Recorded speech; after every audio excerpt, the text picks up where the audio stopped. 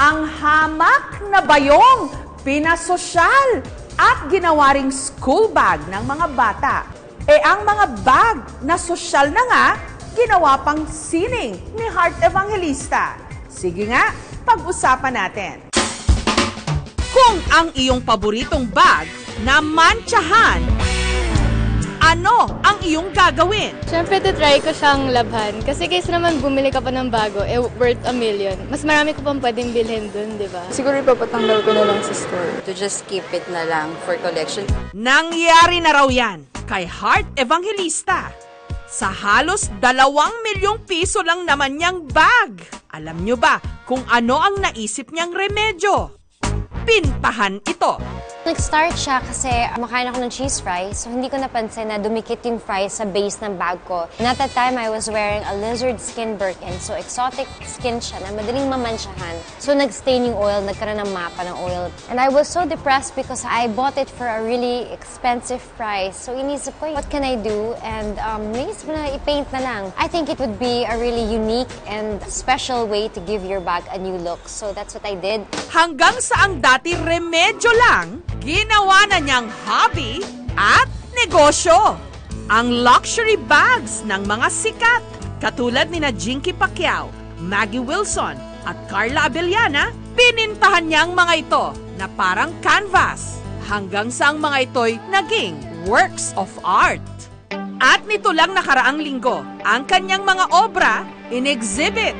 Tampok ang 40 designer bags na mabusisi raw niyang pininturahan mula 2 hanggang 8 buwan kada bag. I have actually a lot of favorites, pero ito siguro would be one of my favorites. Hirap maging bias, but this is going to be the cover of my future book, which is I'm also gonna come out with all my painted bags and certain fashion icons that I'll be featuring in the book. So yeah, ito siguro. Ang disenyo, si Heart mismo ang may konsepto. Ibinagay niya raw sa personalidad ng mga may-ari ng bag. Kaya ang bawat isa, one of a kind. Over here, my favorite would be the one in the middle. This Kelly with the roses on her hair. I think that would be the most recent that I painted. I like it because I was challenged. That's a Kelly with box leather. So that's one of the hardest leathers to paint because it's very smooth. Doesn't absorb the paint as much as the other leathers. And my client, which became my friend, called me up and she said, punuin mo. So na-challenge ako. Pinuno ko siya and everything. I was a bit scared, but it actually turned out to be one of my bests. Kapansin-pansin na ang karaniwang tema ng paintings ni Heart sa mga bag, mga ibon, bulaklak, at mga mukha ng babae. I guess that's what I enjoy doing.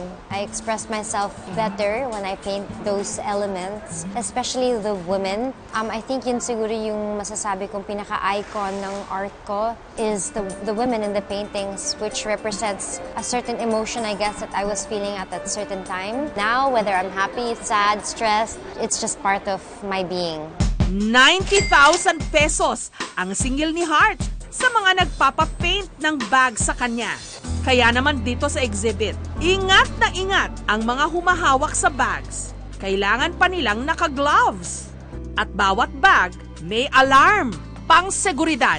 Lalo't ang presyo ng mga ito mula 100,000 hanggang milyones. Kaya naman tuwing natatapos ang bawat araw ng exhibit, inuuwi ni Heart ang lahat ng bags. 13 anyos lang daw si Heart nung una niyang sinubukang mag-painting. Hobby lang niya ito dati. Hanggang nitong taong 2014 nung nagkaroon siya ng sold-out solo exhibit. Bukod sa bags, meron na rin siyang napintahang ilang mga gown.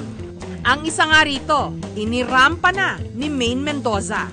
At meron pa raw dapat antabayanan kay Heart. I'm also venturing into my own clutch bag line, so it'll be one-of-a-kind clutch bags na ikaw lang ang meron. To be loved or to be remembered through my art is the goal. Maraming mga babae ngayon, bags ang hilig. Ito na nga raw ang paborito nilang accessory. Kaya kahit mamahalin, pinagkakagastusan. Ang turing kasi nila rito, investment.